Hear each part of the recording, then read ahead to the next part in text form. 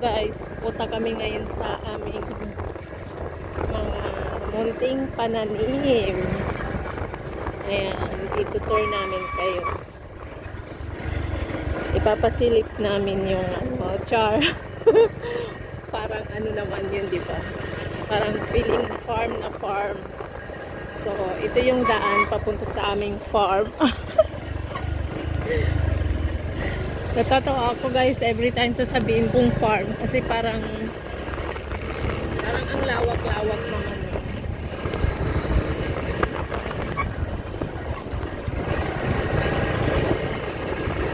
May mga nagtatanim ng kalabasa which is in here. May mga kalabasa na tinanim pero hindi yan sa amin guys, hindi pa po yung farm namin.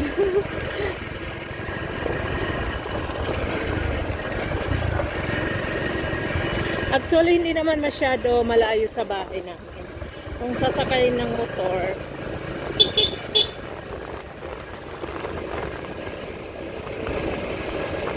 like 5 minutes. Makakarating ka na. 5 minutes, makakarating na.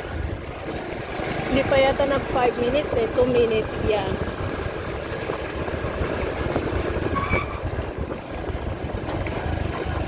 Ayan, malapit na tayo.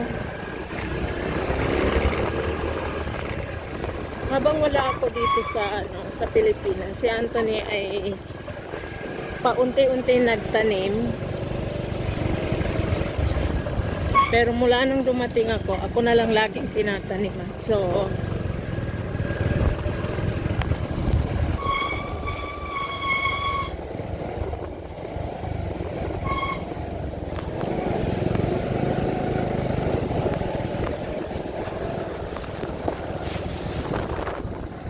ano lang to guys, makagawa lang ng video para may mai-upload.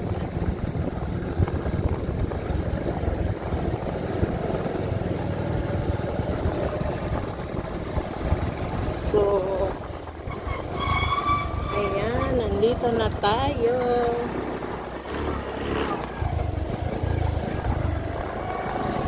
Ayan, mga tanim ni Anthony na niyog. Ito na guys yung ito na guys yung sinasabi kong farm namin. Yan, itong mga damo. Yan yung tanim namin, yung mga damo. Itong mga maliliit na niyog. Itong mga doon sa pinamulan ka saging. Ayan. Ano to? Parang guyabano siya. Anyway, this part is hindi sarili namin ni Anthony. Ito ay sa parents ko. Ayan. Pero itong lupa na to is minana ng nanay ko. Tapos binigay na sa aming mga anak niya. So, bago lang I mean, hindi sa as in bagong-bago. It was 2 years ago. And then, nagtanim-tanim na sila Anthony kasama yung mga kapatid ko. So, ito talaga guys ang purpose kung bakit kami nagpunta dito. Ayan, dahil miss na miss ko na ito. Sa lahat ng mga tanim dito, this is my most favorite.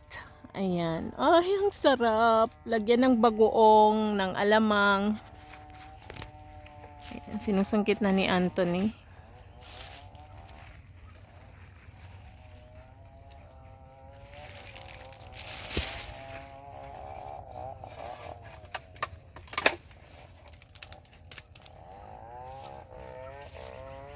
Meron naman dito, oh. Dito na lang maguha muna. So, andito, Antonio. Para hindi ka na mahirapan. So, guys, this is my most favorite. Kaya kami nandito. Actually, hindi naman talaga farm tour, guys. Ano lang talaga, eme-eme ko lang yun. you know, para naman meron tayong may upload. So, ayan. Naan sa baba? Kuha ka na isupot ah. So, nagdala tayo ng kapote. Ang sarap guys. Super, super sarap nito. Ayan.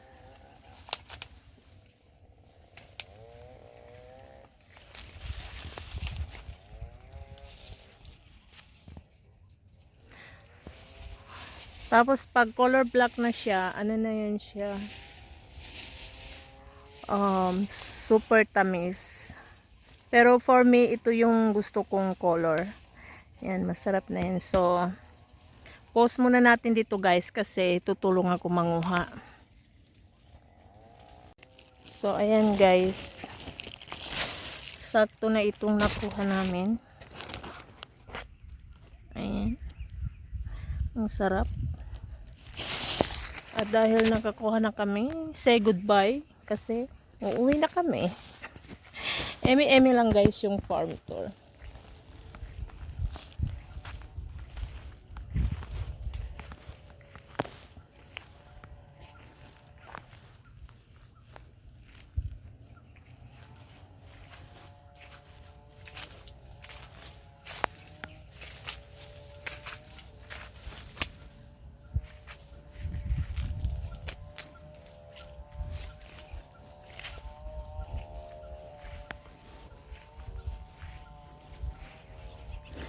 Ayan, meron kaming mga tanim na niyog. Sabi nung nabilhan namin ng niyog na ito, 5 years bumubunga na siya. So, we'll see. Kahit maliit pa siya, bubunga na daw to after 5 years. At saka, ang dami pala naming it's called saloyot.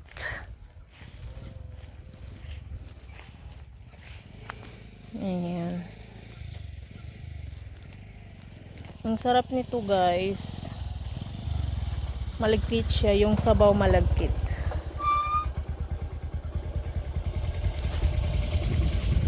So, ayan. It's time to go home.